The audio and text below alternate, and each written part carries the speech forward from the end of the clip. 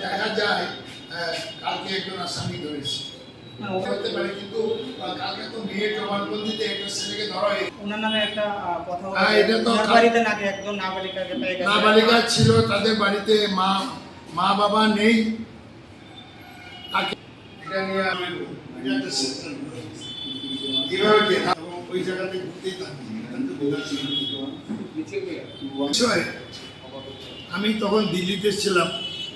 আমাদের নেতা রাহুল গান্ধীর ভারত জোড়ো যাত্রায় আমরা ত্রিপুরা থেকে 16 জন পার্টিসিপেট করেছিলাম এবং দিল্লি থেকে পরশু ফিরেই খবর পেলাম একটা পত্রিকা, নতুন একটা পেপার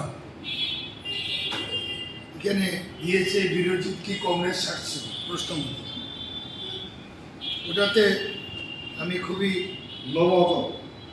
মর্মাহত এবং দুঃখিত। দরকার নয়, মর্মাহত। এবং এই নিউজের আমি তীব্র প্রতিবাদ। এরকম কোনো ঘটনা নেই এবং আমি কোনো কালেও কোনো দিনও কংগ্রেস দল ত্যাগ করিনি এবং কংগ্রেসে আছি, আজীবন থাকবো। যতদিন শ্বাস থাকবে ততদিন কংগ্রেসে থাকবো। এবং এই কংগ্রেস পার্টি আমার মতন একটা অখ্যাত পরিবারের থেকে এসে অনেক দিয়েছে কংগ্রেস। ইভেন কি আমাকে মিনিস্টার করেছেন, প্রদেশ কংগ্রেসে 3 বার সভাপতি করেছেন, এআইসিসি সেক্রেটারি হয়েছি এবং কংগ্রেস থেকে অনেক পেয়েছি। কংগ্রেসের কাছে আমি ঋণী। এই ঋণ শোধ করার জন্য আমি আপ্রাণ চেষ্টা করছি। এই খবরটা দুরভিসন্ধি এবং কল্পনাপ্রসূত, কোনো সত্য নয় এবং এবং কল্পনাপ্রসূত। এরপরে এবং এটা চক্রান্তমূলক, কারণ কংগ্রেস পার্টি ধীরে ধীরে এই সবচেয়ে প্রাচীন পার্টি হল ভারতের জাতীয় কংগ্রেস। এই দল ধীরে ধীরে জনগণের আস্থা অর্জন করতে শুরু করেছে। এই রাজ্যে বিকল্প হিসাবে কংগ্রেসকে বেছে নিয়েছে, মানুষ বেছে নিচ্ছে। কারণ অনেকে তো টেস্ট করা হয়েছে, বামপন্থীকেও টেস্ট করা হয়েছে এবং নবগঠিত বিজেপি, নবগঠিত বলবো ত্রিপুরায় দল ত্যাগীদের একটা মানে কি বলবো, দল ত্যাগীদের একটা স্তম্ভ, তাদের সম্পর্কেও মানুষ বিরক্ত হয়েছে। রাজ্যের অবস্থা কি? প্রতিদিন খুন খারাপি, নারী নির্যাতন এবং সন্ত্রাস, জিজিয়াকর প্রচুর, সারা ত্রিপুরায় জিজিয়াকর চলছে। এবং বিজেপির মধ্যে একটা গ্রুপ নয়, 3টা 4টা 5টা গ্রুপ, এবং মানুষ বিরক্ত হয়েছে। এবং কংগ্রেস পার্টির উপরেও হামলা শুরু হয়েছে এবং প্রতিরোধ শুরু হয়ে গেছে।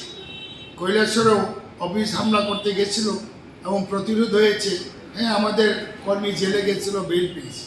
বিশাল করে হামলা উচিত হয়েছে, দুনো পক্ষ সেখানে মোটামুটি কেয়স হয়েছে।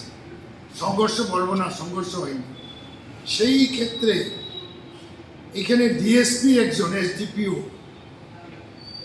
প্রতিদিন মানুষের ঘরে হামলা হচ্ছে। মহিলাদের 3 বছর 4 বছরের ছেলে বাচ্চার মাকেও সারা রাত রাখা হচ্ছে সেই বিশালগড় থানায়, কোনো রকম মামলা ছাড়া। যারা নামে কেস আছে তাদের পরিবারে কি দোষ আছে?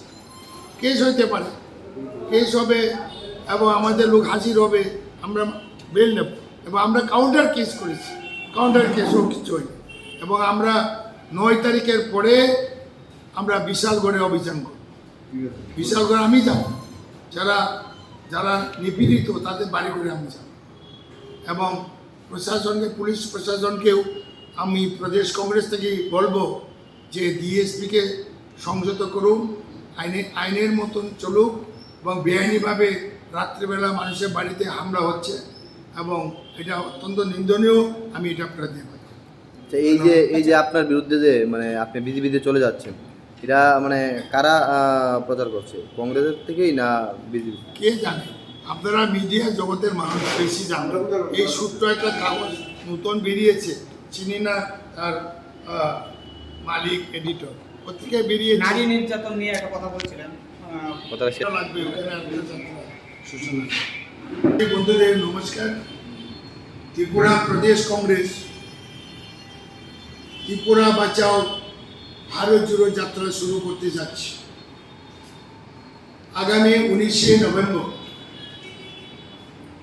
প্রয়াত প্রধানমন্ত্রী, এশিয়ার মুক্তিসূর্য, লৌহ মানবী শ্রীমতী ইন্দিরা গান্ধীর জন্মদিনে ত্রিপুরা বাঁচাও ভারত জুড়ো যাত্রা শুরু হচ্ছে এবং সেই যাত্রার জন্য ত্রিপুরার 60টা বিধানসভা কেন্দ্রে আমরা 16টা সেক্টর তৈরি করেছি এবং এই ভারত যাত্রায় 16টা সেক্টরেও দায়িত্ববান নেতাদের দায়িত্ব দেওয়া হবে। এবং প্রথমেই বলছি যে অল ইন্ডিয়া কংগ্রেস থেকে সুদীপ রায় বর্মন বিধায়ক প্রাক্তন মন্ত্রীকে চেয়ারম্যান করে এই ভারত জোড়ো এবং ত্রিপুরা বাঁচাও এই অভিযানের দায়িত্ব দেওয়া হয়েছে চেয়ারম্যান করে। এবং প্রত্যেকটা সেক্টরে আমাদের একাধিক নেতাকে দায়িত্ব দেওয়া হবে। 19 তারিখে একযোগে 16টা সেক্টরে থেকে ত্রিপুরা বাঁচাও ভারত জোড়ো যাত্রা শুরু হবে এবং সেখানে কেন্দ্রীয় নেতারাও আসবেন। আগরতলায় উদ্বোধন করবেন আমাদের কংগ্রেস নেতা, অল ইন্ডিয়া কংগ্রেসের জেনারেল সেক্রেটারি তথা মিডিয়ার ইনচার্জ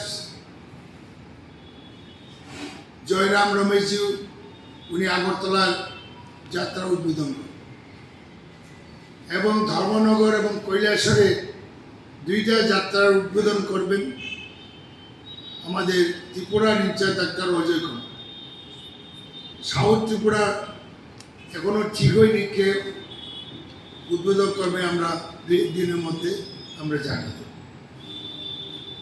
এই যাত্রায় আমরা ত্রিপুরার প্রত্যেকটা বিধানসভা কেন্দ্রে আমরা এই যাত্রাটা হবে এবং রাজ্যের